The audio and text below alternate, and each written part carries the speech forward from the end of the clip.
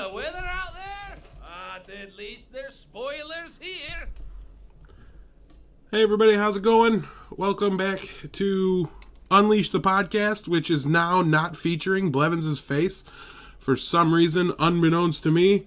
There we go, we've got him back. So, with minimal interruption, very proud of myself there. I am Jim Reed. That's John Blevins over there, and I got the point right first try. That's kind of a big deal for us. Different place. I don't even know which one's which. I've got no idea. Yeah, now your orientation's off too, as you're big timing us and have moved into a brand new digs over there. Yeah. Oh yeah. Look at that fancy background. We're looking at closet doors. It's going to be hard to make that room so messy we can see it. I know. Oh no, there's still. Oh, now it's almost like I'm at a reasonable place. It's definitely not banana boxes in the background and not empty food containers. No, there's not. You literally stopped unpacking to do the show, so I think that's actually true. I think we could forgive a little bit of cardboard boxes being in the background.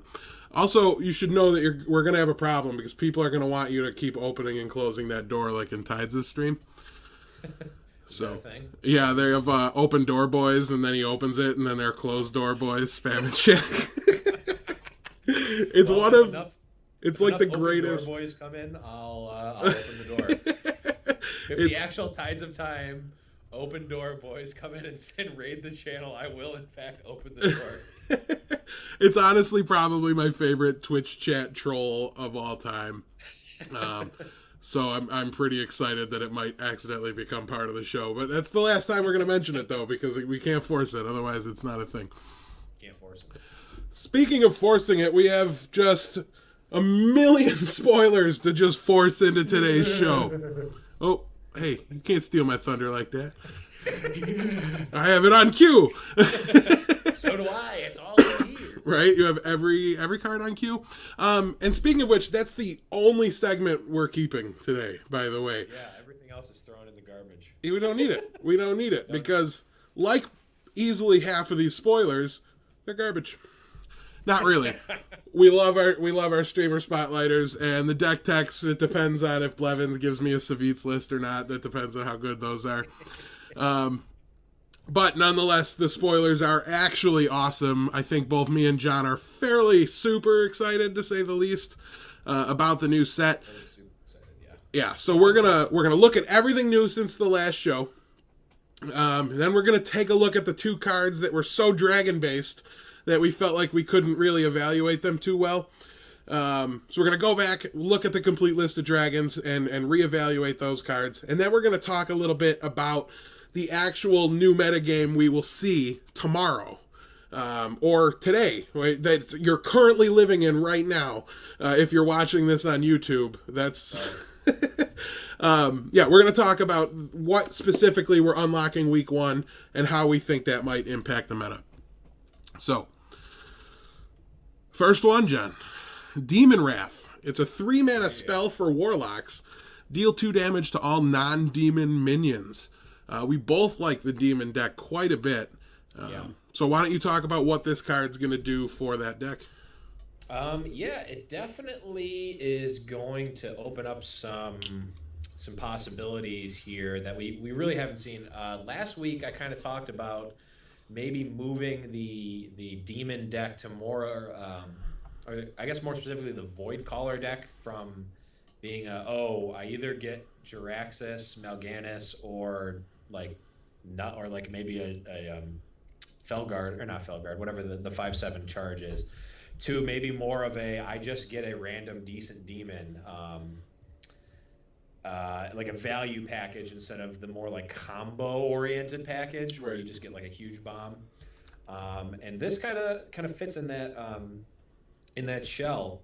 It's worth noting that now you're gonna have to play around another board sweeper at an earlier point when before Warlock only had the 4-drop board wipes. So that's definitely something to know. And it's also worth noting that this does pop your eggs, so you can still play Nerubian Egg. And having an egg out on turn 2 and then them playing having a 1-drop and a Knife Juggler out popping your egg and wiping their board on turn 3 is just so good. I think that the Demon Lock deck had an all right time with Hunter, but with something like this, I think it's going to really put that matchup in Demon Lock's favor now. All right. Well, we're trying to fix a little bit here, some technical problems. So what I've done is I've lowered my volume so that way the ratio of my volume to Blevin's volume is a little bit better, hopefully. So please let me know if I lowered it too much, please, Twitch chat. But yeah, no, please. Yeah, just turn up the volume in general. That'll probably apply to you guys on YouTube as well. Our apologies while we get everything figured out. So yeah, my thoughts on Demon Wrath. It definitely fits the theme, like you said. I love that this doesn't necessarily need to be played in anything demon related. So Handlock has historically had a really tough time with the Hunter builds, and this just gives them, like you said, that added ability to sweep the board a little bit earlier, which means they're at a little bit higher life when they cast their antique heal bots and just run away from the Hunter player. So it kind of helps assist that a little bit as well. It'll be I'm really curious to see how much the new demon helps with that deck you talked about. That's just more of the fluid demon curve instead of the gimmicky version. I'm still not sure that there's enough support for that, but we'll have to wait and see. It's definitely getting closer, and they're building towards it, and there's a lot of strong cards. It's already grown so much in popularity.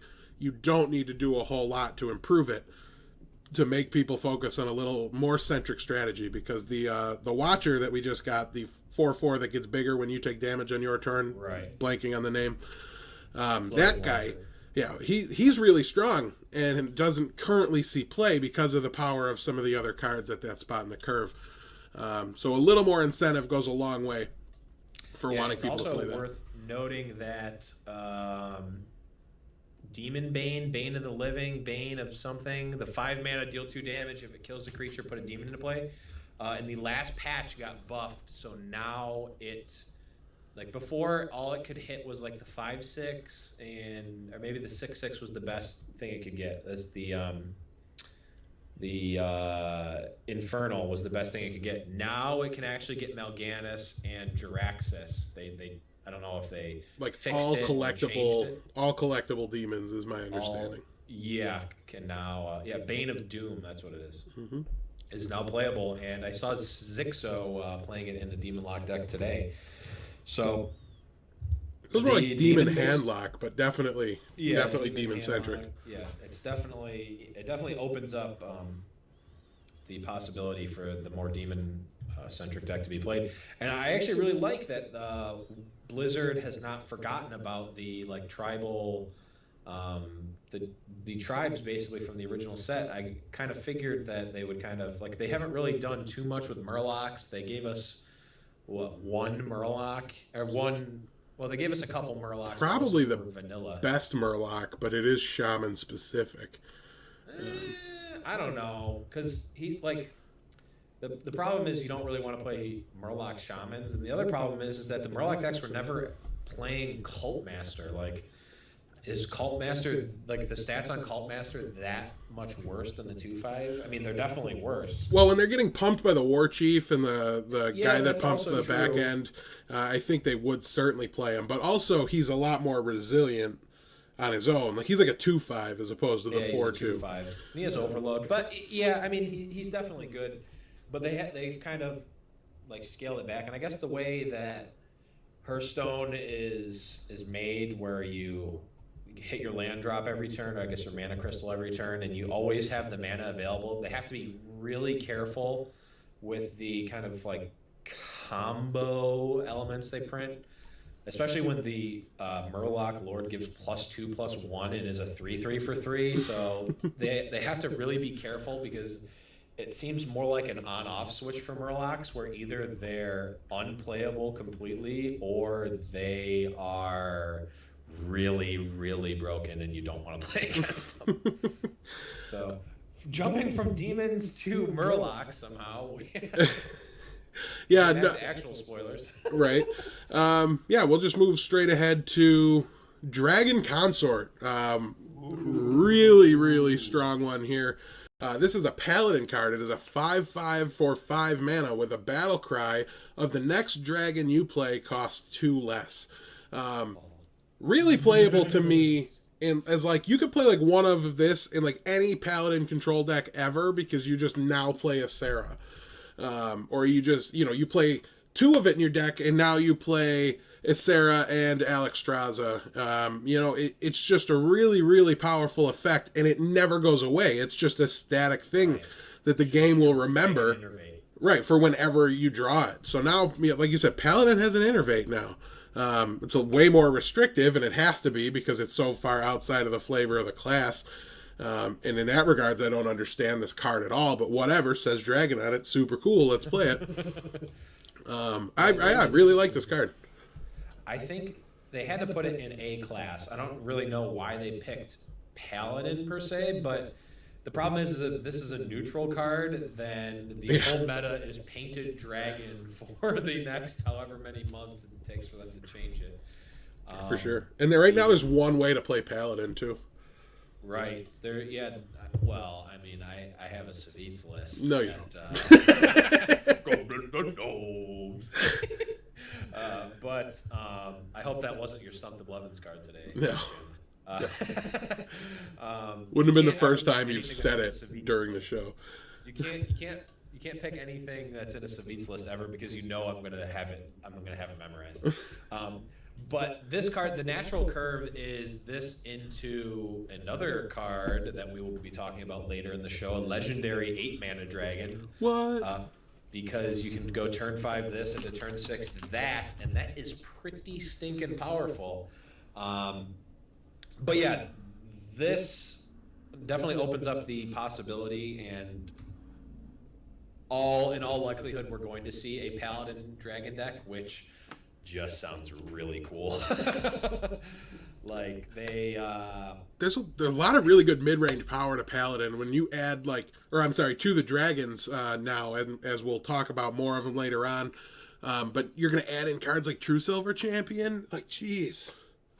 Yeah, and this, it's worth noting that this card is itself also a dragon, so it will count for your if you're holding a dragon cards, which is really nice. Also, you can chain your dragon consorts. You can play a 3-mana dragon consort later, and you're still getting crazy value. You're just preserving it. Yeah, it's so good. Yeah, really, really strong card here for Paladins, and I'm really excited to get my hands on it. And even outside of a super dragon-centric strategy, like I said, I expect to see people playing it just because they happen to play 2 late-game 9-mana dragons in their deck anyways, because, Nefarian's awesome. Yeah. And we haven't talked about him yet. He's got Lotheb stats, and Lotheb is already, top 5, if not higher, most played legends in the game. It's like Boom, Sylvanas, and he's then... really close to Lotheb stats. He's like 1 off. No, he's 5/5 for 5. That's what Lotheb is. Lotheb... Oh, I'm sorry, Lotheb. For whatever reason, I'm counting up Sludge Belcher with both sides of its stats. Okay, never mind. Lotheb, yeah. But yeah, so Dragon Consort definitely good. Kibler said that it might be the best card in the set. I don't know if I'd go that far, but he's the Dragon Master, so he's kind of biased towards dragons. Right. And honestly, I don't blame him. No, they're sweet. Even if they're not good, they're sweet. And I'm curious what you think about this card's potential to maybe up the value of a specific dragon, and that one is Deathwing. Because I really think Deathwing was slightly underplayed previously. So can you imagine like a Deathwing deck where you're then playing the card that refills your hand to the size of your opponent's? Like that you get to draw that at some point? Yeah, I mean, and there's another card in Paladin that we'll be talking about from the new set that also helps to that end. Yeah, I mean, Deathwing is definitely a powerful card, and I once again have forgotten to send you my article that I wrote last week, but I talk about Deathwing as being such a unique effect, and we talked about this last week, where unique effects always have that chance to kind of pop up, and the less that they're played, the, I guess, more value they have. Like, how often are people playing around Deathwing in a serious sense? Like, sometimes you'll be playing like, oh, well, the only thing I lose to here is Deathwing, but you're not really serious because they're likely not playing Deathwing. But if they are, you're just like, how do I beat that? Who plays Deathwing? I was never in a million years ever actually expecting to play around Deathwing. How many times have you been Deathwung? Not that many, but it's more than one. I got 3. I think I'm at 1 or 2. And that's like that. I mean, like, can't answer it, auto lose to it. Deathwing, like, yeah, like I've 3 times I've had it played against me and it just no answer. Like, I'm dead in 2 turns because 12-12. Yeah, he's definitely big. I don't know if this guy necessarily facilitates him anymore. I mean, like, the problem is that Deathwing kills this guy, right? So, like, I mean, he gets his value. I mean, having Deathwing on turn 8 is definitely something that people are absolutely not playing around, unless your opponent, like, unstable portaled and you just know that you have the soul read. But I think Deathwing, I agree with you, that Deathwing has been underplayed, but not by much. Right. BGH is still a card. I think he's more like tournament viable than he gets credit for. Yes, I will agree with that. Yeah. He's definitely a card that you could put in to certain decks and kind of snipe out some people with it.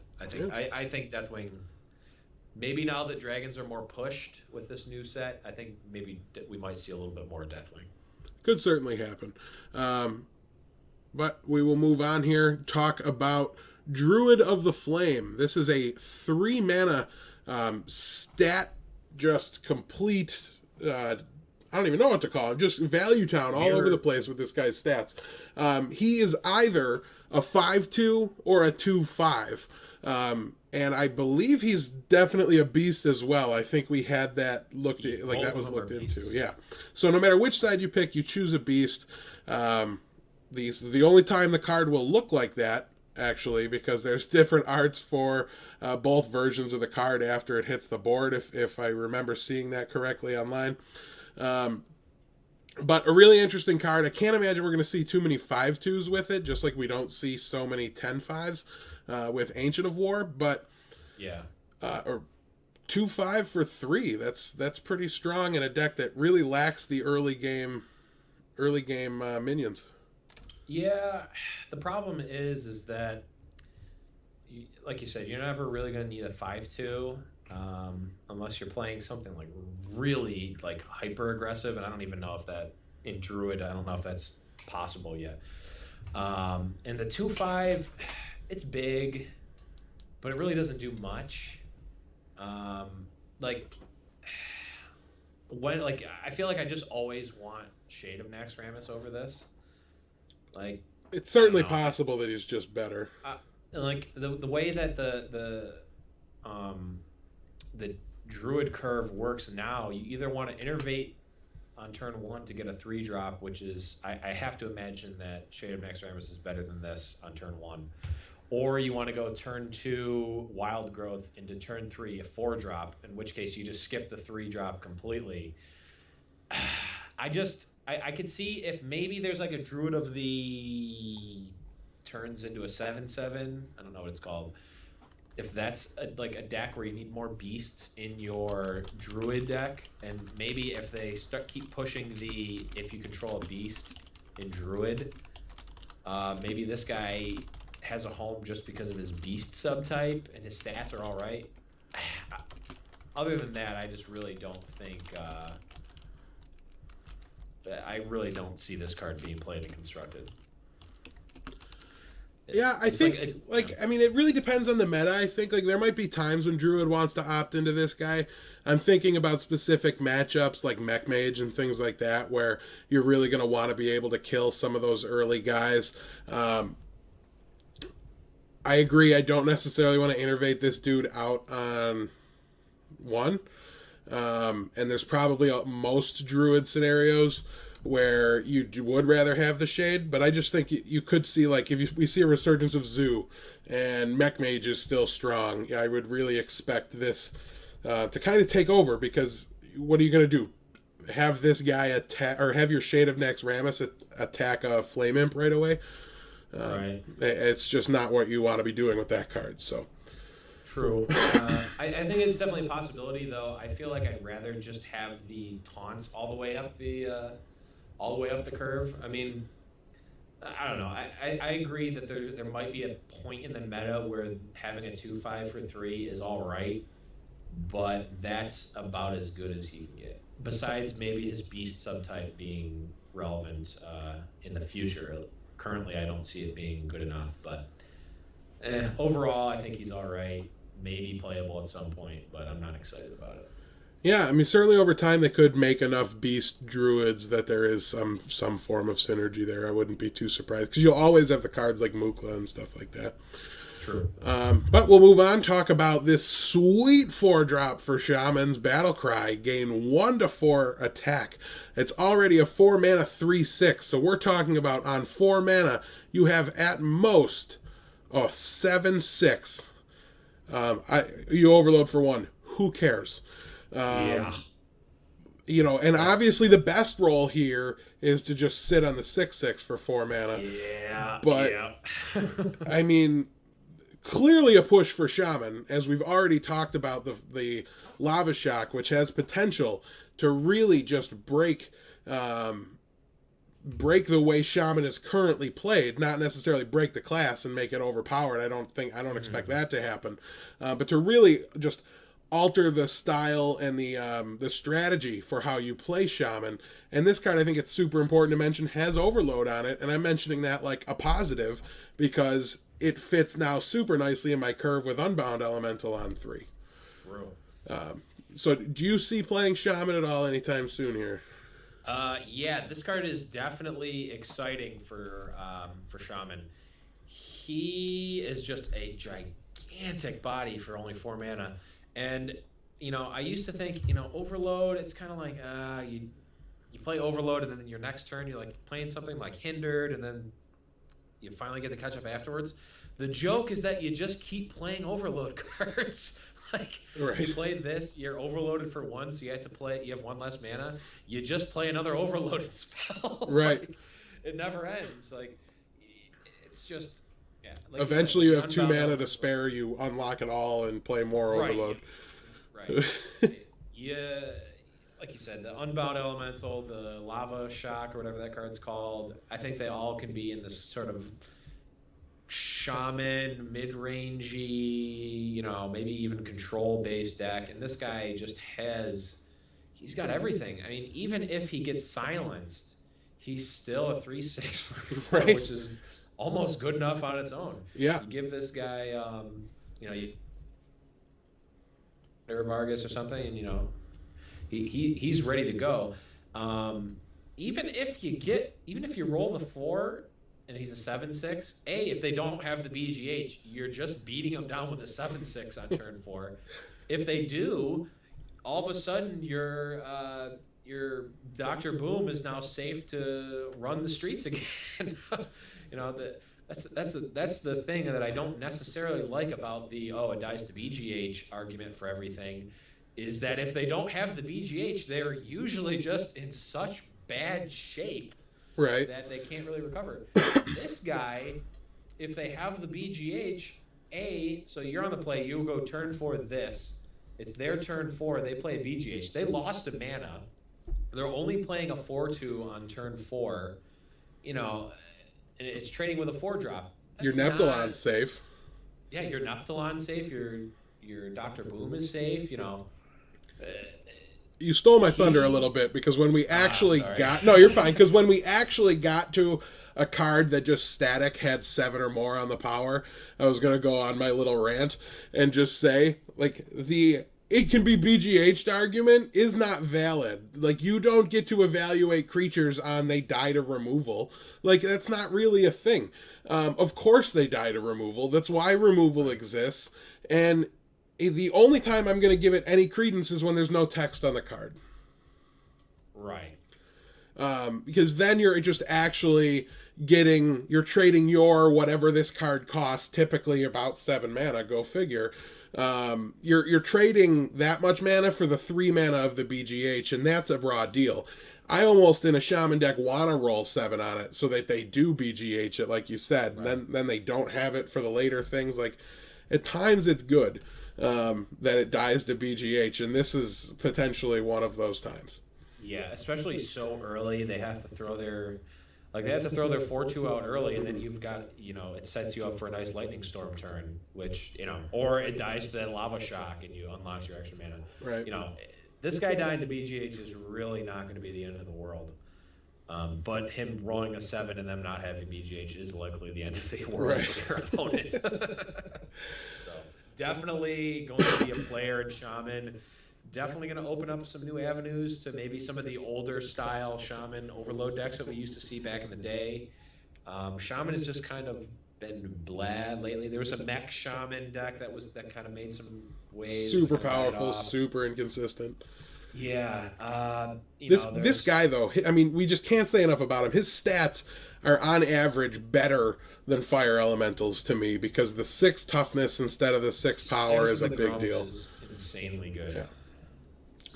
This guy you figure is on average a 5.5, 6, and that to me is and really just by pure math at 4 mana is better than what you get from Dragon. Right. And they don't get a 1-drop. Right. You lose 1 mana instead of them getting 1-drop. And this probably eats the Hungry Dragon in one combat too. Yeah. So can't say enough about the power level on this guy. I'm a little sad we don't get him till like week 3, I think. But nonetheless, I don't have to play Shaman immediately because we get an awesome legend this week, but we'll talk about that more later. Yeah. Yes. Speaking of cards that die to BGH, Volcanic Lumberer is a 9 mana 7/8 taunt. It costs 1 less for each minion that died this turn. It's not the first time. We're going to see that text on a card today. So it's a really interesting mechanic, but we don't need to delve too much into that. John, do you think this, let's be honest, it's borderline at best. Do you think this has a chance to break in and see constructed play? The short answer is probably not. The long answer is this works really favorably with Poison Seed Starfall. And Poison Seeds Starfalling, or is there another combo like that? Poison Seeds, I don't know. Poison Seeds and a bunch of other things. Even like Force of Nature trading the board. This guy has a chance. You brilliant man, you. You really can't look past the effects that reduce the cost of cards and give you so much. So, all right, math guy, I can't stop thinking about it. How many creatures do we need on the board to just make this dude straight up free after we do that combo? 9, right? Well, no, 9 things need to die, but you kill the whole board, so you only need half that number. So 5 minions on the board. You kill them with Poison Seeds, replace them with 2/2s, then sweep the board. 5, okay. Right, yeah, they need to have 5 minions out, and you can play this for free. And it's a 3-card, 10 mana. Wipe their board completely, and have a 7/8 taunt. But if they have 4 minions and we have 1, ours dies to Poison Seeds as well, and it is free. Oh, that's true. That is true. So, if somehow it's determined that the Poison Seed Starfall combo is better than whatever Druid is running now, which Force Savage Roar. At that mana, it's Force Savage Roar is the other combos. It's like I said, long or short story is probably not. Right, but that's super cool. It is cool that his effect is around. I think that they probably priced him a little bit too high to do anything very exciting. And probably for good reason, because a 7/8 taunt is really annoying to deal with. This guy's going to be sweet in Arena, though. He's going to be incredible in Arena. He's strictly better than the 8/8. I mean, I wouldn't say strictly better because he has one less power and cost one extra, but I'd say he's better than the 8/8. Yeah, I mean, not in every scenario where like board's empty for both players and both players are top decking, but in that scenario, they're almost the same card. Like I don't get to hero ability. So yeah, definitely. I think a stronger card than that guy. So that guy obviously doesn't see any play in Constructed, and I'm with you. I probably not. There's not too many chances, but there's no reason that we shouldn't test out that silliness a little bit. It's going to be fun. Yeah, it just seems super fun to me.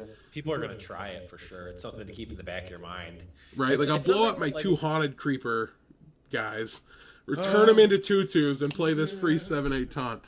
Man, how many Haunted Creepers do you need to have out where you can just go double Poison Seeds? Okay, so the next card is Twilight Whelp. This is a 1-mana 2/1 battle cry. If you're holding a dragon, gain 2 health. So if you're playing this card, it's a 1-mana 2/3. It is Zombie Chow without the battle or without the death rattle.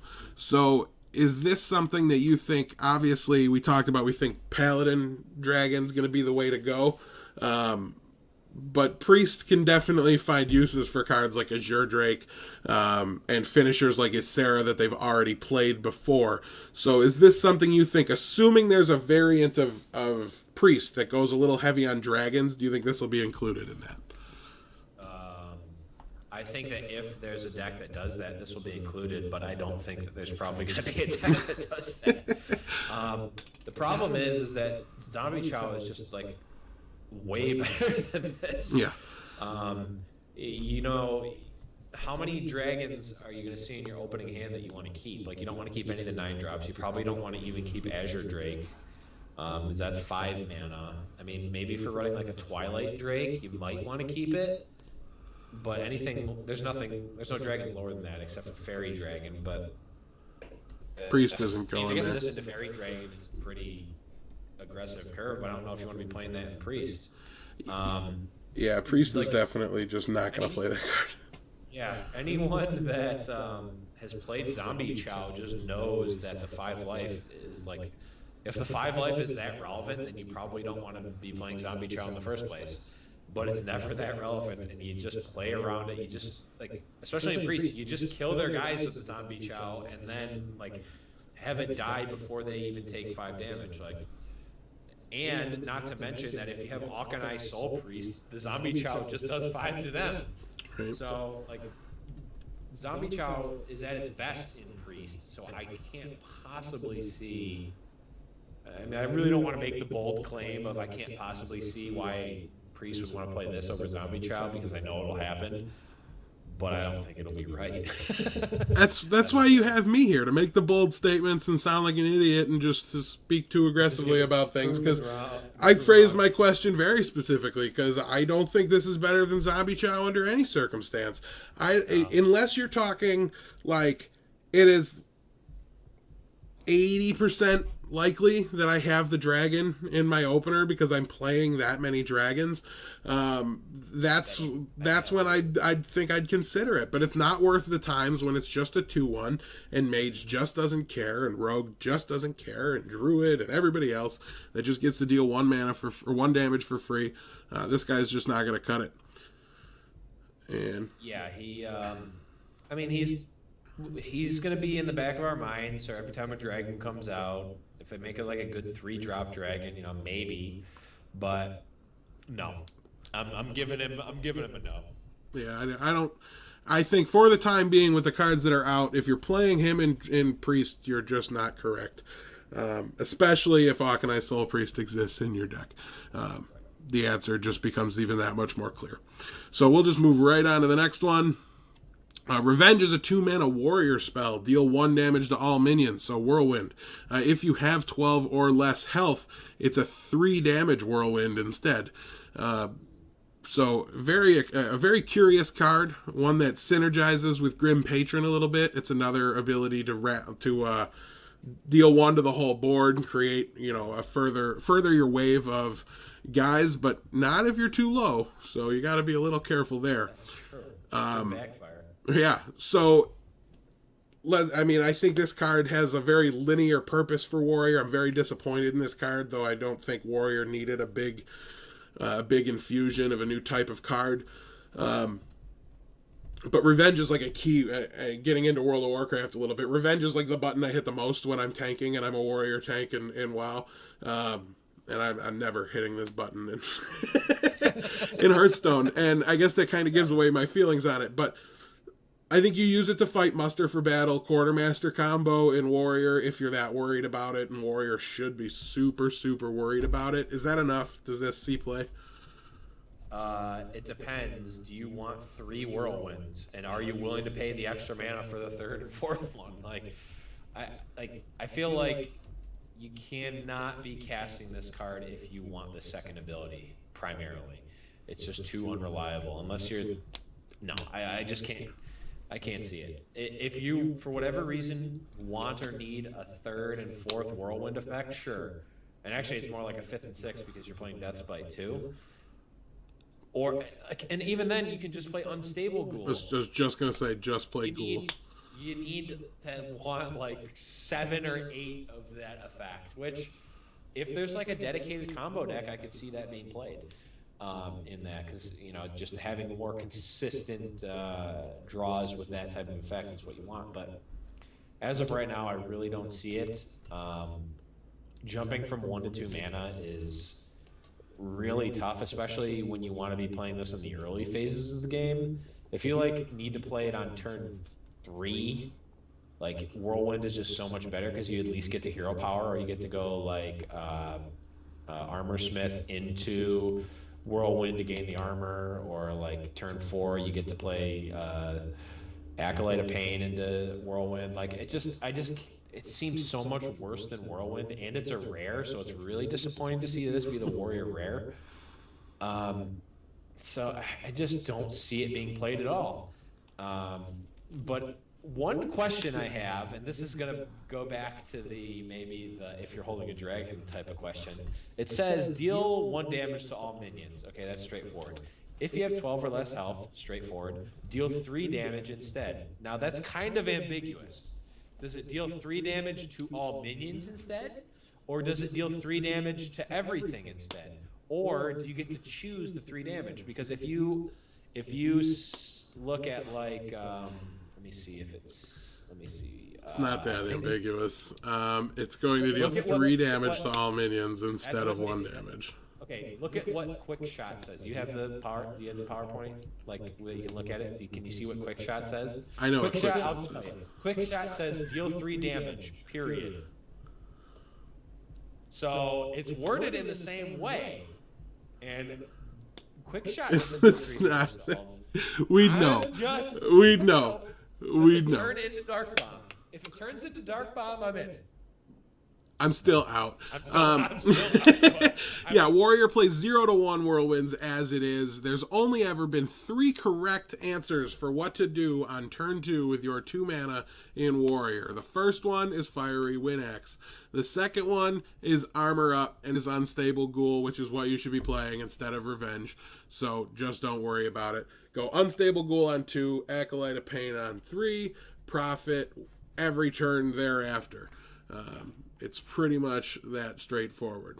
Yes. So let's move on. Talk about Resurrect, a 2-mana priest spell. One I was not initially super excited about. I am becoming more and more excited about it as I look at it, read it, and think about it.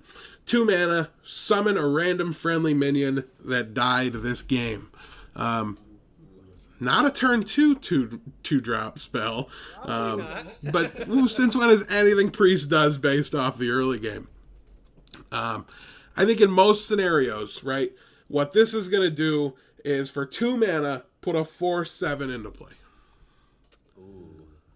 Yeah, this does work quite favorably with Injured Blade Master. Yeah, you just play it naked on turn 3 now. You don't care that you can't heal it. You don't care that you can't do it, you know what I mean, do anything else to it, because when they Right. wrath it, you still just get it back right away next turn. True. Drawn late, it might rebuy your Acera or your win condition, and otherwise, what are the bad minions that Priest plays that you're not getting your value back? I can only think of one that I'm not going to be happy to get back, and that's the Cleric. Yeah, the Cleric. I guess the Zombie Chow is also kind of bad with this. Yeah, I think you're just like not going to play it though. Right. I think that you could build a deck, like even just like a mid-range deck that is just uses spells and other types of removal to clear the board early, and then use Resurrect to only get value. Like having the 4/7 be the low end of what you bring back, or even the 3/4 Dark Cultist, and have that be the low end of what you can get. I think if that's the type of deck you're playing, then this gains a lot of value. I mean, and if you're playing your Twilight Whelp dragon deck, the worst thing you can get is the Twilight Whelp, because everything else is just dragons. And there's no chance of it ever being a 2/3 if you resurrect it either. So I guess even in the dragon deck, we should just play Zombie Chow. It's really cool that Blizzard has finally like given us a graveyard, so to speak, I guess. Right. I mean, they put the Hearthstone twist of having it be random. Yep. We still don't get to see what it is, but it's random, so it doesn't matter anyway. It's like when they were doing the review of the cards on Admirable's channel, they were talking about like if Fel Reaver if this card counts cards killed by Fel Reaver, which if it does, that would be sweet. Then you can kind of like build a combo deck off of it, but I think other than that, it's just really just going to be a value play, which is like it's kind of sad because this type of effect generally is what's used in a combo deck, like in Magic with like Exhume. Like this costs Exhume mana, but us Magic players also know that an effect like this for 2 mana is extremely broken, and well, in Magic it is, but it being random, and you not really being able to, it's really hard in Hearthstone to build your deck without the lower drops, just because you need to use those lower drops as removal. Like I said, if you start building a deck that uses spells instead of creatures for removal, then you really could see this card get a lot of value. I think more than anything, the fact that this card exists is cooler than its actual implications for constructed play, just because it opens up a new door for what Blizzard can do or is willing. I mean, they can do anything, but what they're willing to do in Hearthstone, which is really exciting to me. Yeah, I do think this card's going to end up being generally playable. I'm not sure it's going to be a 2 of, but it's just a really good like value spell for a priest deck to play. And I think on average, like we were talking about, you're going to be getting about a 4/7 out of this guy, or maybe like a Dark Cultist is actually the fair one to call it. But you get to play your hand differently. Like you can just hold on to your Northshire Cleric until later in the game. You have other ways to do it.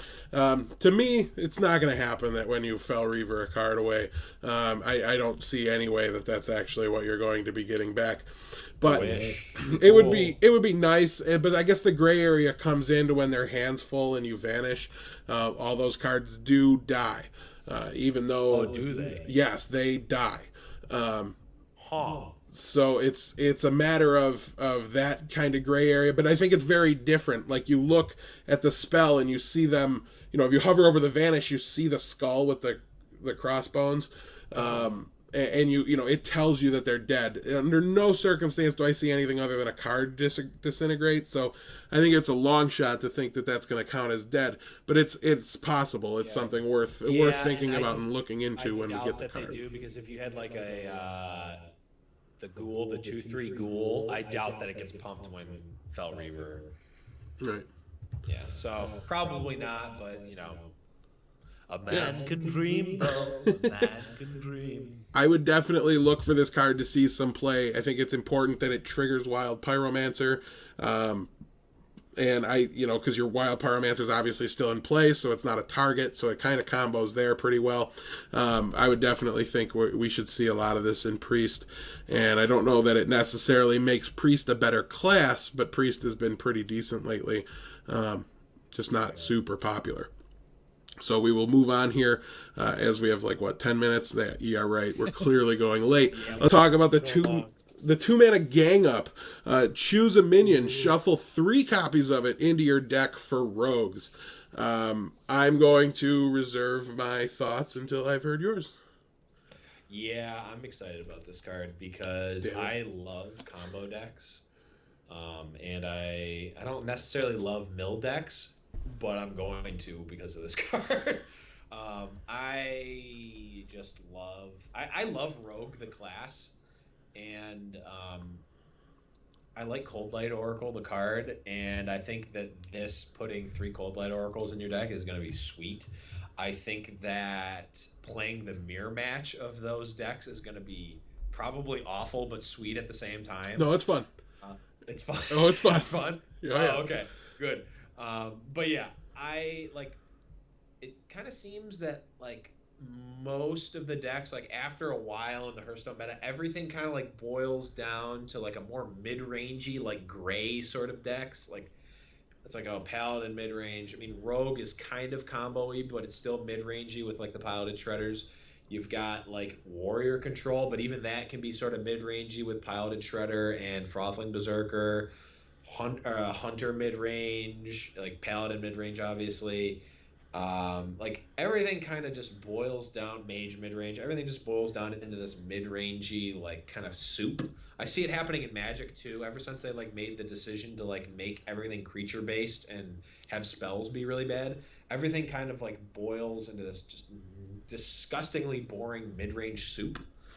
And I love seeing a combo deck thrown in there to spice it up, even if I think it's going to be pretty good because I think that the Rogue mill deck is already kind of fringe playable, but I think that this definitely gives it a big push. And even if it's not a good ladder deck, it's definitely the type of deck you can bring to a tournament and counter a deck or throw everyone off for a loop because no one's expecting to play everyone's expecting to play the base Rogue deck and not the Rogue milieu deck. So I have high hopes for this card, and that's just in the one deck. If you're not playing a linear strategy like that, I don't know if you want to play this for value. Give yourself 3 Piloted Shredders. Probably not good, worth a card, but it's definitely cool. I love this card, and I think its best applications are outside of mill. Really? This does not say choose a minion you control. True.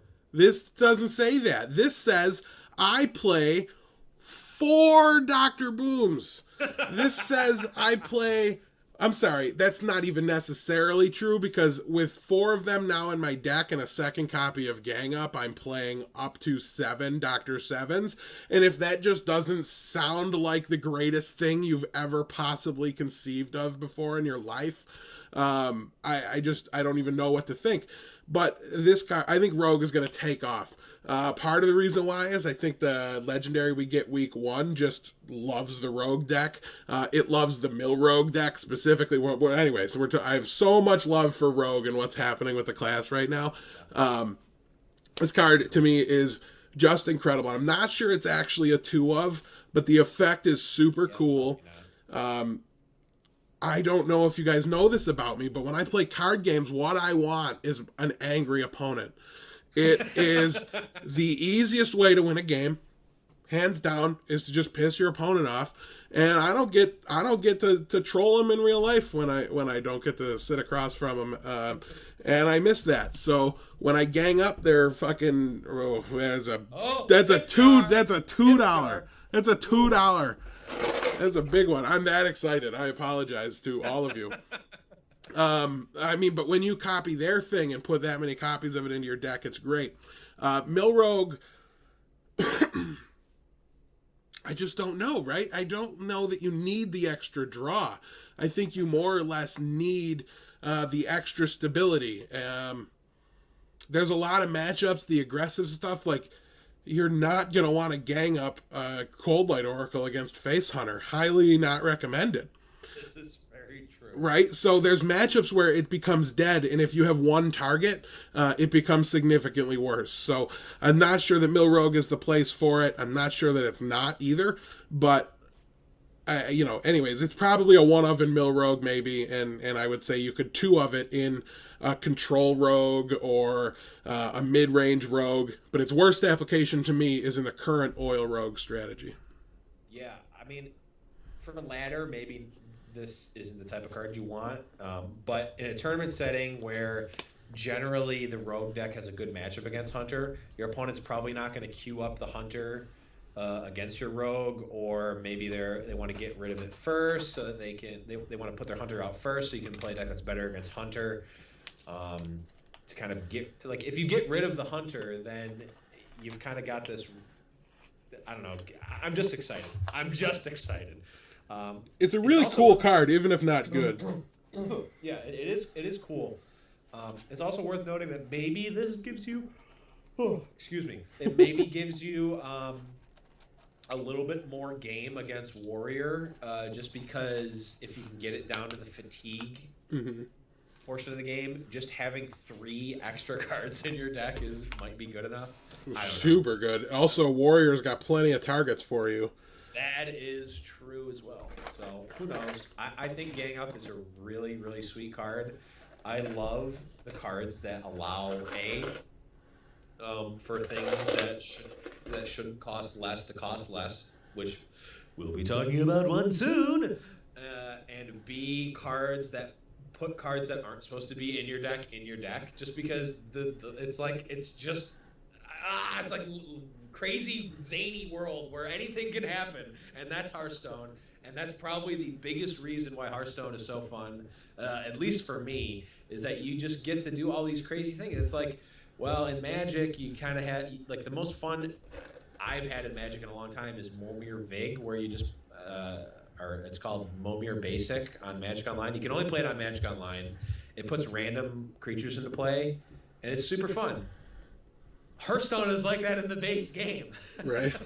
So I'm super excited about the direction that this card leads us to believe that Hearthstone is going, and I like this card specifically as well.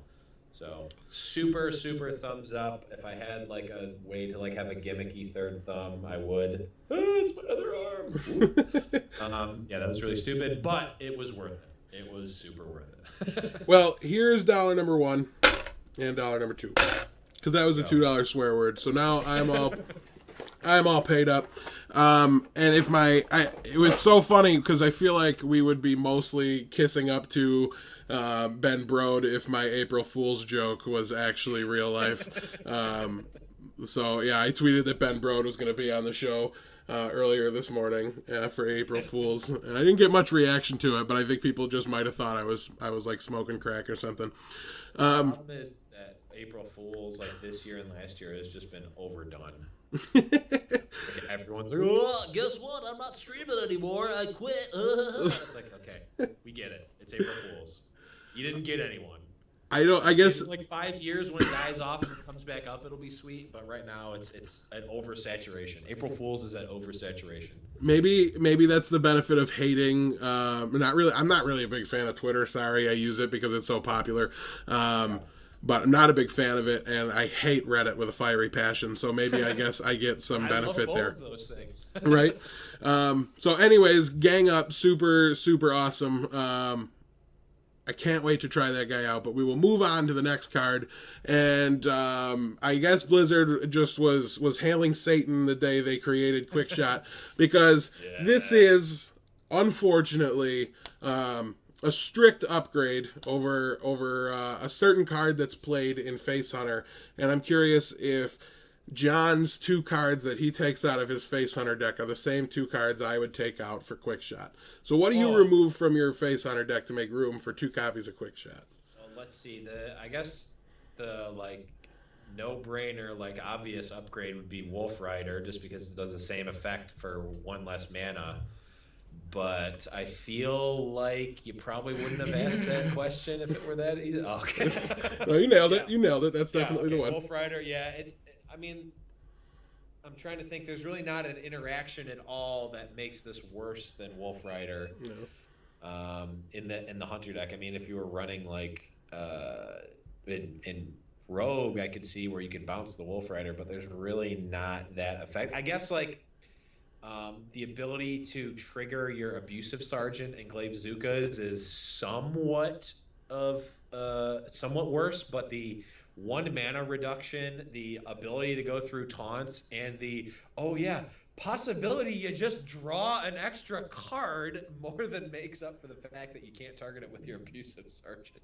All right, so I got to stop you one quick second because I don't think this card says really anything after 2 mana deal 3 damage.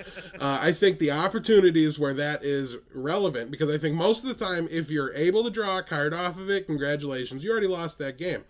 The second thing, I mean, you're talking about those super grindy instances against Warrior and Priest specifically, just those two, where you're trading 2 damage on the hero ability every turn.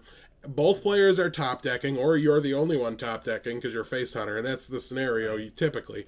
So you're trying to beat out their Holy Nova, which gives them the opportunity to gain more than 2 life in a turn, or you're trying to draw into extra damage before they hit Shield Block or Shield Maiden or something that pushes the life total more than the 2-for-2 trade.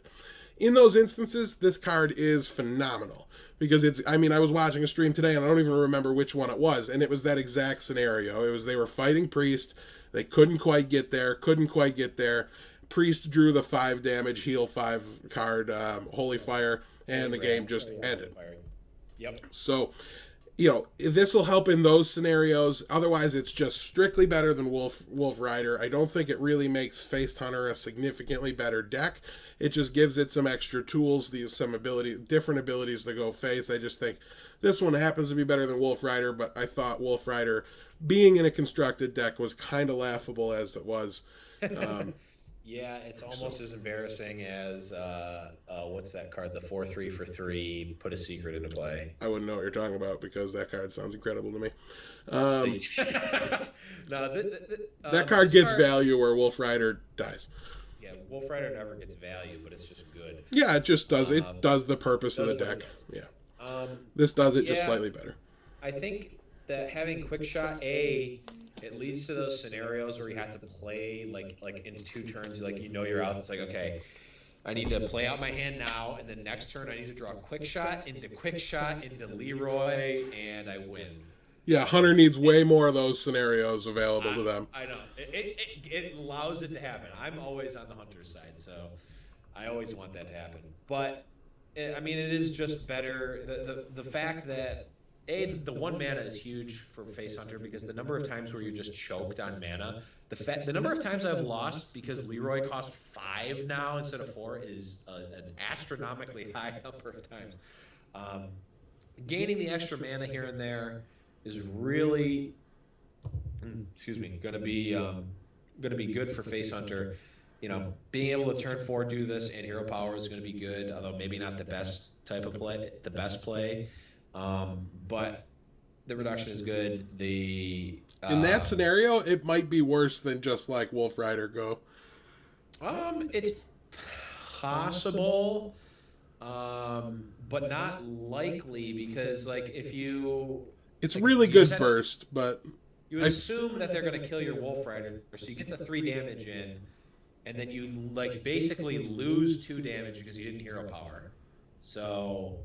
I guess I'm just kind of at that point making peace with the fact that it's probably gonna die, but it might not.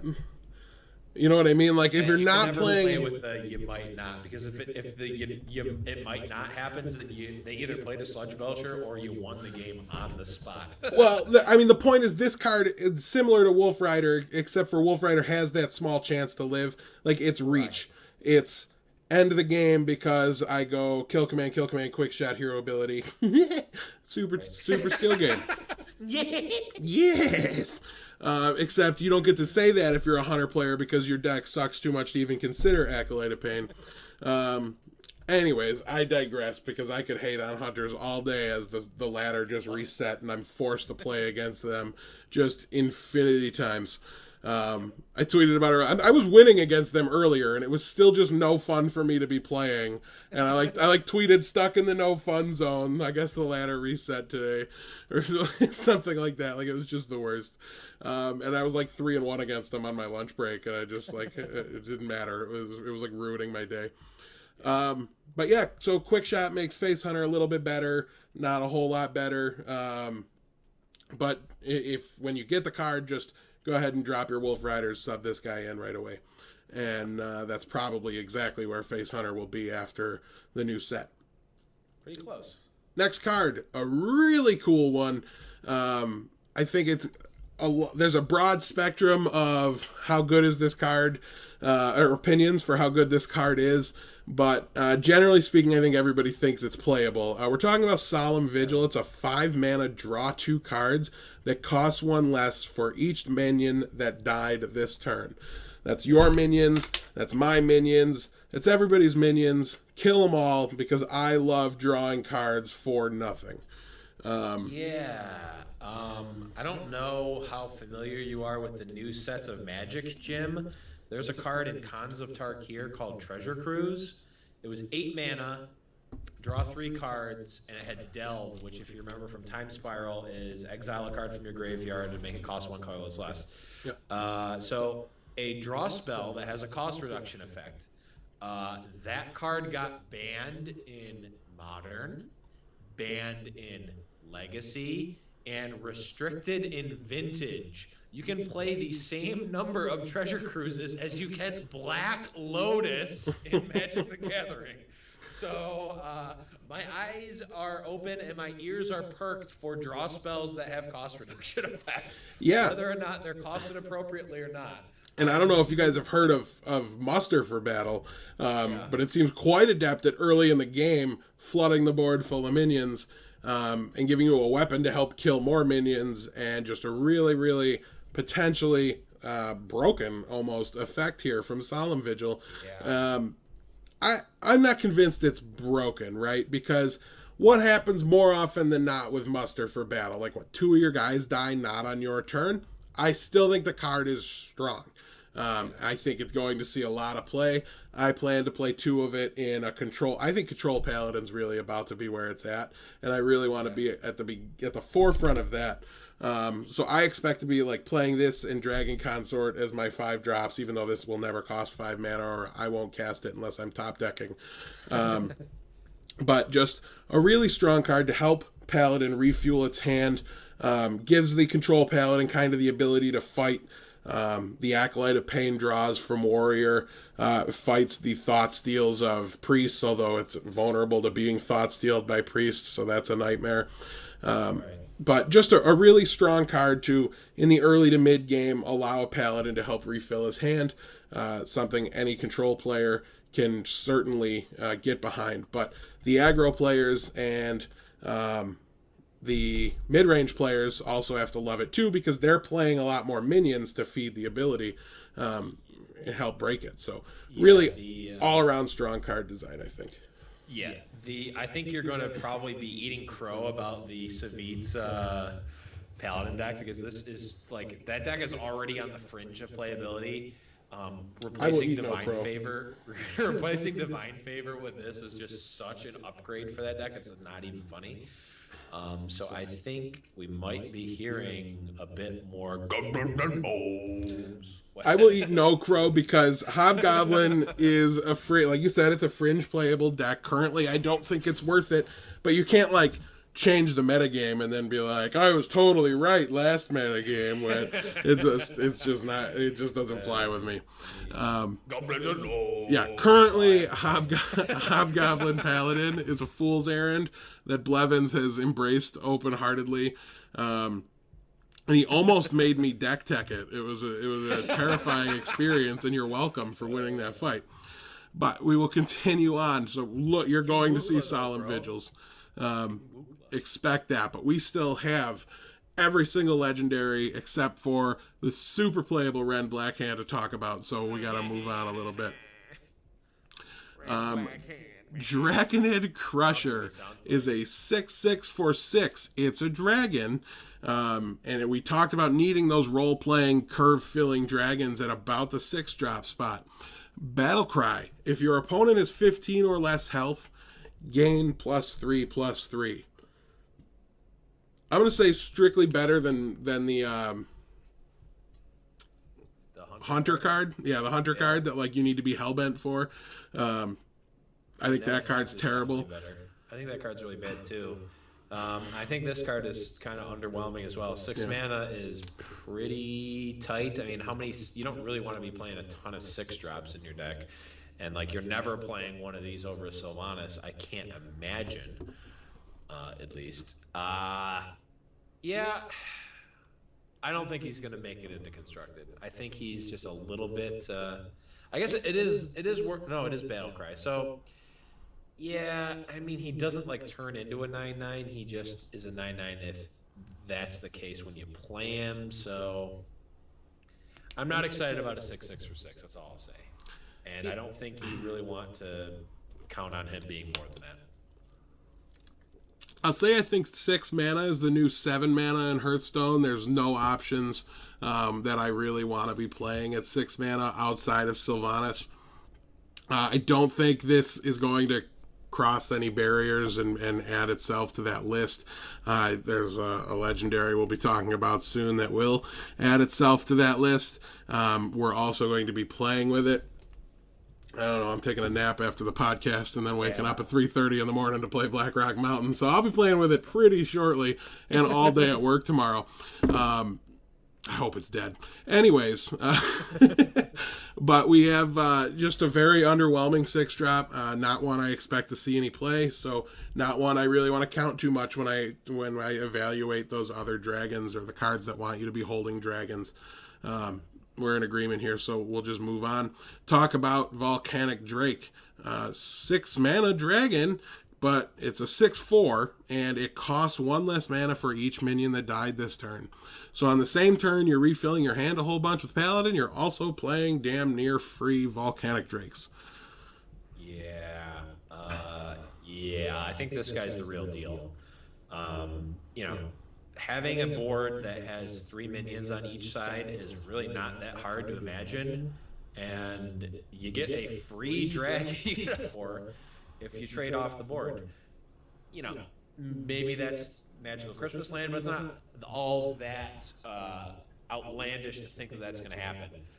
2 mana 6/4s are still really good. Like the 2 mana 6/4s, 3 mana 6/4s, really good. 4 mana 6/4 is probably the most that you'll pay for it, unless you're top decking. And even if you are top decking, you might still not.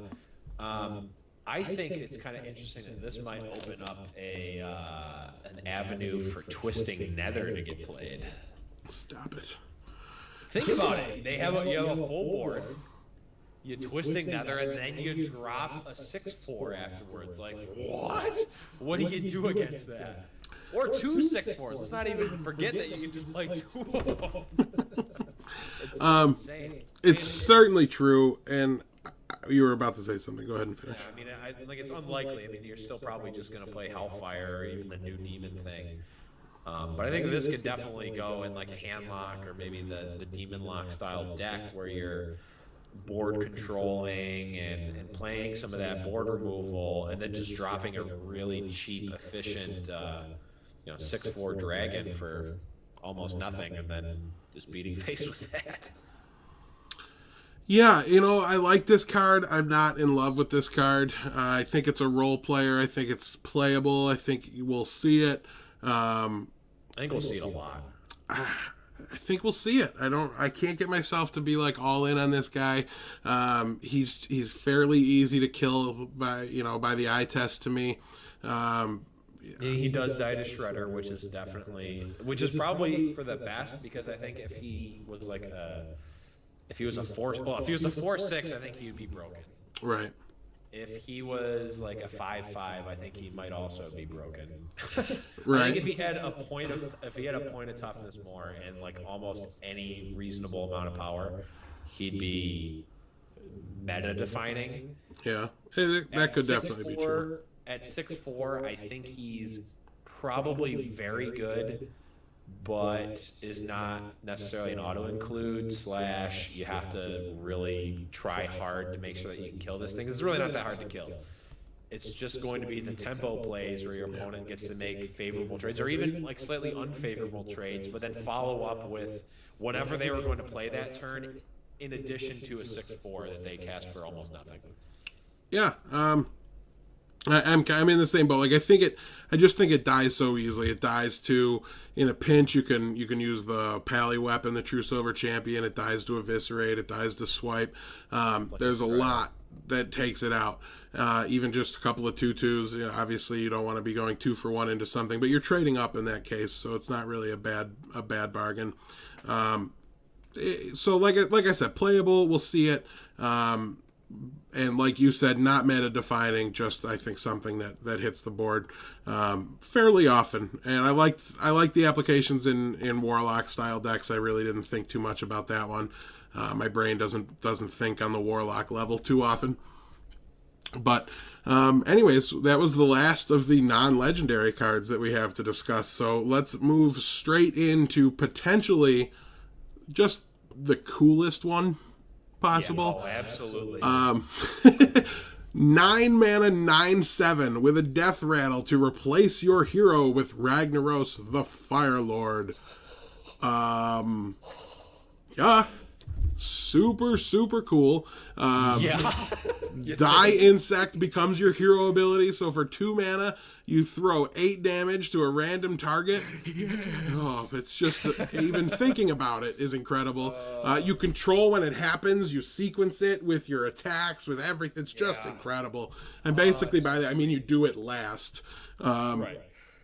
But just an absolutely great card design to me. And I love the effect of changing your hero. It's great. Now, this is a neutral card. Everybody can do it. It's not just Warlocks that can Jiraxis. Let's talk about the downside. Ragnaros happens to be an 8 health minion, so when you turn into Ragnaros, you have, you guessed it, 8 health. Yeah. So, what does Face Hunter have to do to kill you from 8? Breathe. Quick shot. Quick shot into hero power. Just Leroy can face you. What happens to your armor when you turn into a different hero? Stays, I think. No. Or does it go away? It doesn't stay? No. You lose your armor. Now, you can regain armor after the fact, but if you're a warrior with 30 HP and 75 armor, you have 8 life, you have no armor, and you're dead. You don't control too often, I think, when this guy dies either. Now, if they're committing resources to BGH this guy, to attack some minions into it, they now need to have 8 damage left over in order to kill you. Fun fact, if you're at 8 life because you're Ragnaros and you Alexstrasza yourself, you have 15 life now. So that's a really cool interaction. I think you'll see if you can find a deck where you control when your Major Domo dies. You can go, Alexstrasza on the same turn it dies. You're a whole lot less vulnerable. This card is super cool. I will play it because there's times I'm alive and I have less than 8 life. So screw you. Don't tell me it's bad to be at 8. I'd kill to be at 8. Right there. I mean, there are those times, and sometimes going up to 8 life against Face Hunter could just blow them out. They get you to 2 and they think I've got him dead, and you play this guy, then they put you to 2, and then you'll BGH your own damn minion to gain that life. You don't care. So I think this guy will see some applications. He's super cool. He's super fun. I will play him. You can't stop me, but I'll probably stop at about rank 10 or so. Yeah.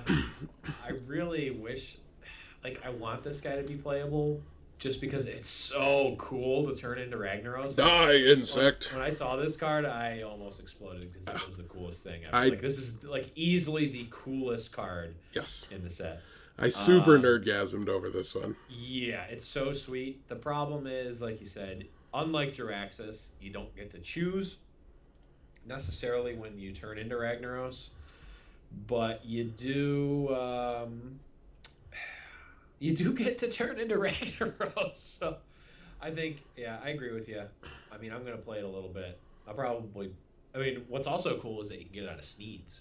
You got Sneeds Old Shredder, so that is pretty sweet and terrifying. Terrifying and sweet. I mean, I think there's definitely going to be games where Sneeds pops this and you lose because of it. It certainly could happen. He's a 9/7, so he holds his own in terms of being able to kill stuff. He does. That is definitely true.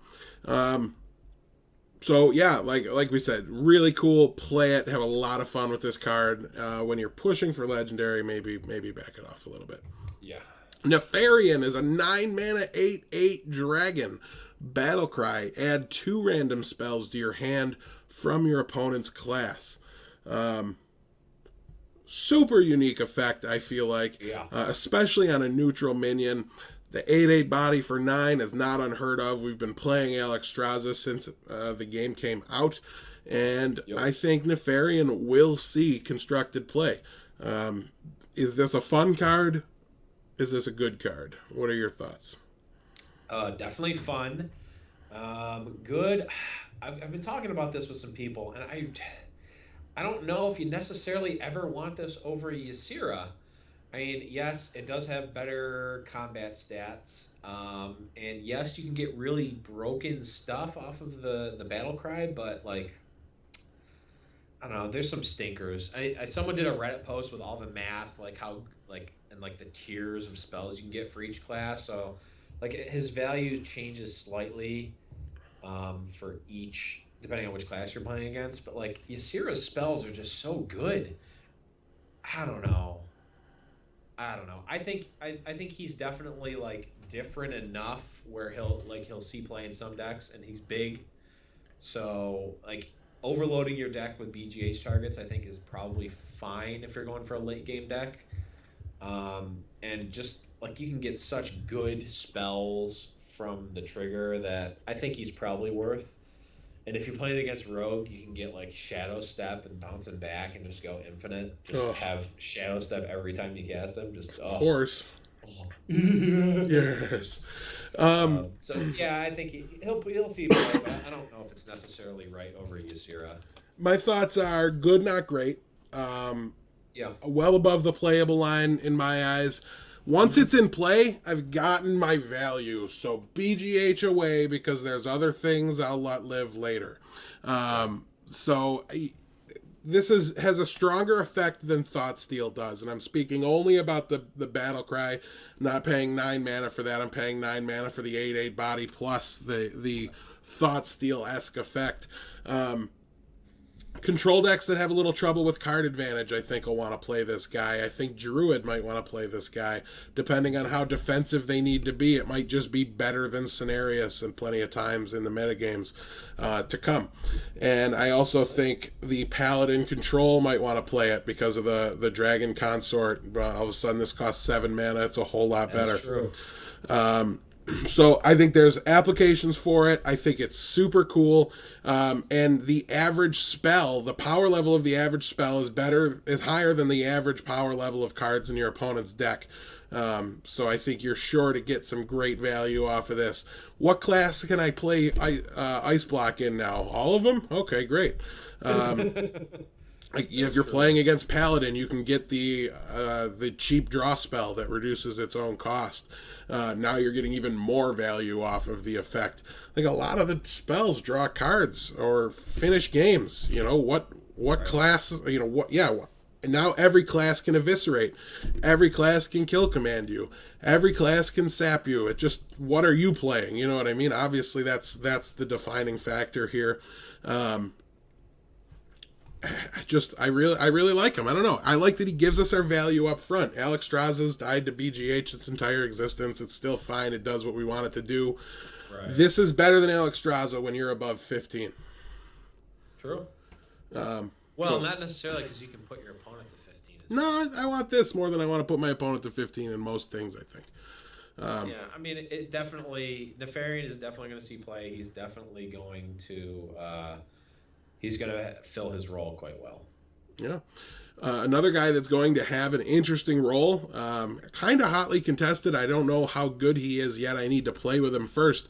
But we're talking about the incredibly not a dragon Chromagus. That's an 8/8, 6/8 dragon. Whenever you draw a card, put another copy into your hand. I don't know if there's something in lore that actually makes this guy a dragon, but he's a core hound. He's a two-headed dog. Just look at him. He looks like a dragon, man. He's not. I promise. He is, bro. He's a dog. I think he's a lizard. I once tried to get into an argument with D&D players that dragons and lizards were the same thing, and I got the 1d6 plus 4 kicked out of me. Anyways, I don't even know what that means, and I've tried to play D&D on multiple occasions, but. So Chromagus is a really interesting effect. The problem with it is, so I have to draw a card, which means he's got to live. He's gonna die. 6/8. He's a 6/8. He's a 6/8. But if they have the ability to kill him, yeah, that is his best defining feature is the 6 power 8 toughness. He's KT stats. Yeah, KT stats. He has, I guess. He's kind of like a mirror of KT, where KT, you get all the value on the turn you play him. Right. Where you can trade and do all the crazy stuff. But, like, a lot of times you just want to play your 8-drop. You don't want to save the KT, necessarily. And then he loses a lot of his value. This guy, you just run him out. And, by the way, he only costs 6 with Dragon Consort, which, spoiler alert, is the turn after you play Dragon Consort. So, that's the new go-to, I think, turn 5, turn 6 for Paladin in upcoming months. I mean, maybe not, but it's definitely in the back of the minds of people. It's the natural dragon curve. And then if this guy lives, like, it's just so much value. Like, what do you draw 2? You draw 2 of the card? What? We were talking about how much we like Gang Up. This guy basically has Gang Up just turns your deck into Gang Up. Yeah, you play him in Rogue, and then you've just got the Dream Team. Like you put 3 copies of this guy in your deck. Draw 2 Gang Ups, and then you cast it twice. You have 6. I think you'd have to name that deck Gangnam Style. I'm fairly certain. Yes, that is true. So this will be really interesting. First, folks. Gangnam Style. I think we might see Druid play this deck because doubling the cards Druid draws, which are just so powerful. Like, can you imagine Ancient of Loring to draw cards after you've played a Chromagus? Like, it's just ridiculous. And the power level of Druid cards are just out of this world. So everyone you draw is just going to be twice as good. And they're already better at drawing one card and playing it than any other class in the game. So I really look for Chromagus to find a home there. Has to find a home in Paladin to a certain extent. I want to just show the Emperor because I want to talk about these two together. Okay. So the new face of Milrogue, and I'm not kidding you, Emperor. The rest of every other deck too. Emperor Thaurissan, yeah, but it's the Emperor Chromagus Wombo combo. Anyways, it's probably not even Milrogue, but I just like the 2 cards together. And I really like Emperor Thaurissan with Coldlight Oracle in your hand as well. Like, I just think making that cheaper, because the key to Coldlight Oracle is using those cards before your opponent does to gain the advantage. Otherwise, the card's terrible. But Emperor Thaurissan is a 6 mana 5/5. At the end of your turn, reduce the cost of all cards in your hand by 1. What? What does that do? Does that cost? How much mana does that cost? It's ridiculous. It's Sylvanas stats, and you almost know that they tried to make it Sludge Belcher stats because they probably wanted to keep like the 5/5 for 5 legendary in the adventure set, but they were like, yeah, no, you can't have that. No, that's too much fun here, folks. We'll have some, but we're not giving you that much. Okay, this guy, What? It says That's end of the insane. turn, so it's actually legitimately ridiculous. You get it, the turn he comes into play. So if you can, for instance, sculpt a 7-card hand by the time you hit 6 mana, and you play this guy, in the grand scheme of mana spent over the game, he's free. 7, man? Yeah. Oh, that's true. He's free. Obviously, you have to commit 6 mana on the turn, but you make him free over the course of the game. You go turn 6 Emperor Therusian. I guess I can play my Ragnaros next turn. I guess I can play my Chromagus next turn. Any 8-drop, really, obviously. All of them just become unlocked on the next turn. It also allows decks like Oil Rogue to just freak out that much more consistently. Or, let's say you keep it around 2 or 3 turns and right, let's say you keep it around 2 turns and you've got a sprint in your hand. Now your sprint costs 5 by default and you prep it down to 2 mana. So it's just absurd the power level this guy has. He's the new played in everything card, in my opinion. There's very few decks that don't like him. He's the boom of the set for sure. Yeah, Face Hunter is like the one deck that just doesn't want anything to do with him. Probably not, no.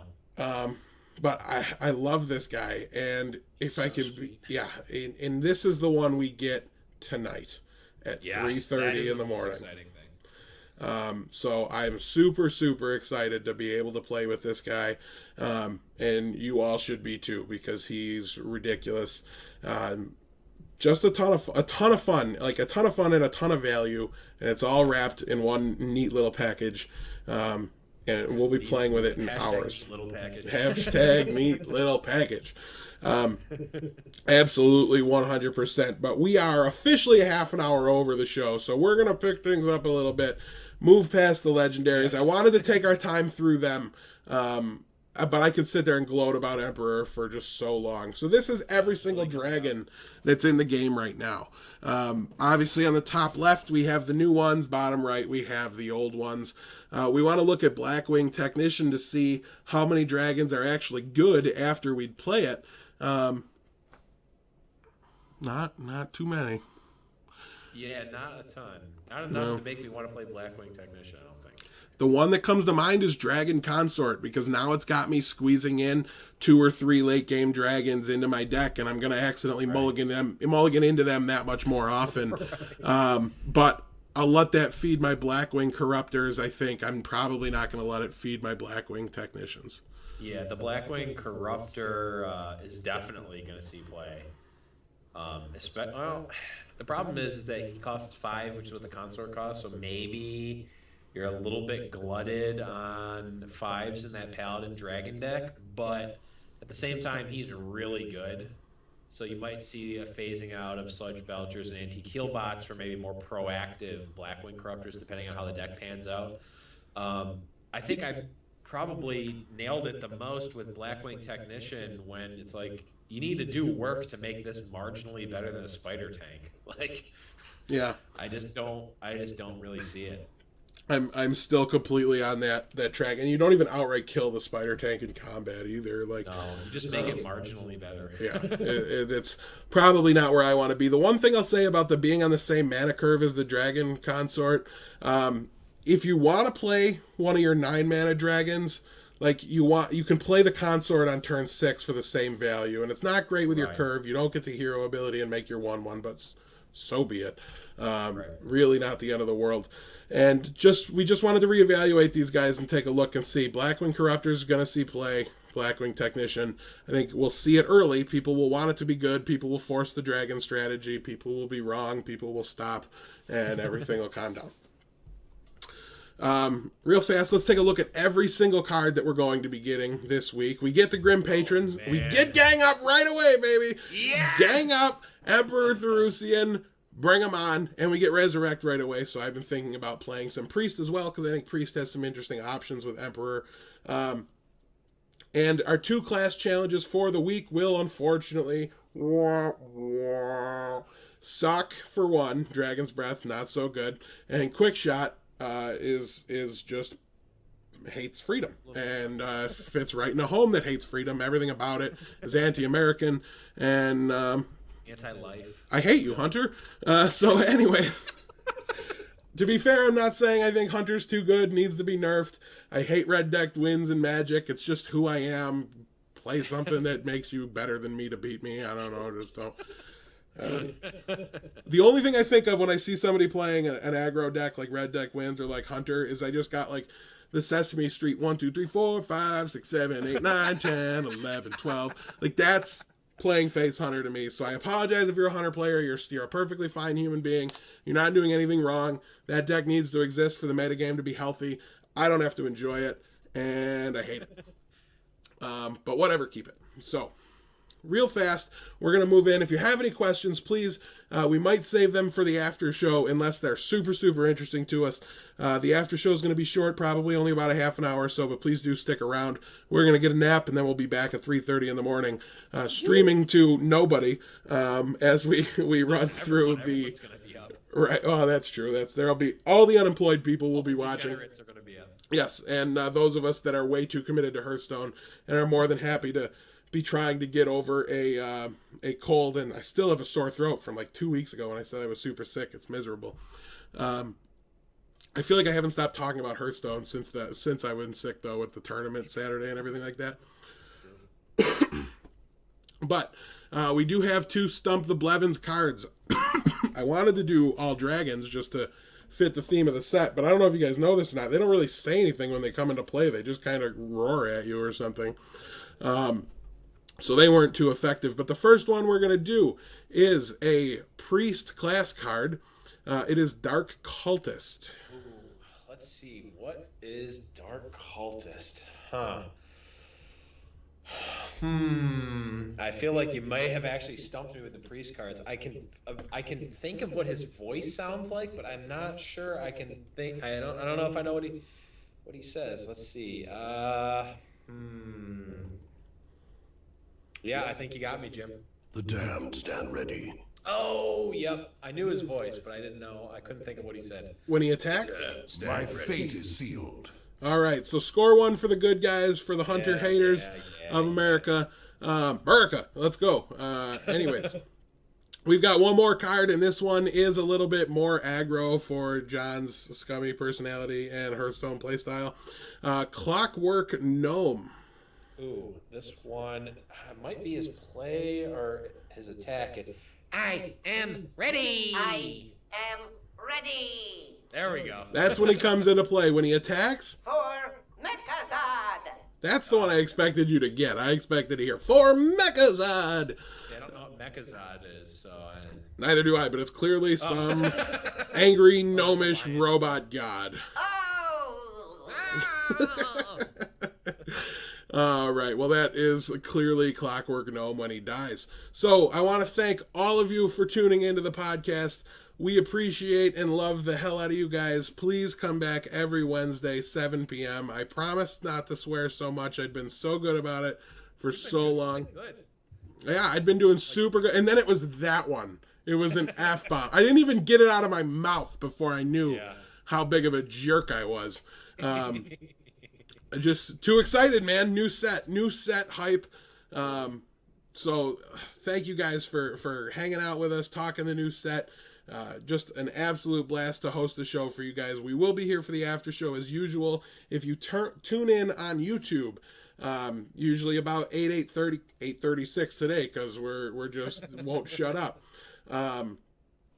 We do the after show. We'll never upload that to YouTube. You gotta tune in. You gotta be one of these awesome guys that comes into the Twitch channel and hangs out with us in order to get the X-rated content where I don't have to pay money to future giveaways every time I let a swear slip. John won't swear for me to help me feel a little bit better. He's never once done it, but Nope. So yeah, John, anything you want to remind him about quick before you go? Before we get out of here. Yeah, we're gonna be live at around 3:30 Eastern time tonight, or whenever Blackrock Mountain comes out. We will be live. I'm pretty sure we both have to work in the morning, but we don't care because we're degenerate. Yeah. Besides that, I think that's about it for the show. Thank you guys for coming out, and we will see you guys in a little bit for Blackrock Mountain. Yes, by the In time in the Black Rock Candy Mountain. by the time you actually watch this, if you're on YouTube, there will probably already be deck lists for our heroic clears on Twitter. So if you're trying to clear heroic Black Rock Mountain and you want to know what we used in order to get there, it's a really fun opportunity to brew your own deck. So feel free to take some time, try to do it yourself. A lot of fun. You will be way better at analyzing these cards after you use them, unlock them, see them played against you. So relish the opportunity. Take the day. The ladder's not that important. You're not going to be any higher ranked if you clear heroic Black Rock Mountain, I promise. And if you get stuck, just go net deck the list. But anyways, thanks for stopping by, guys. We will see you all in the after show.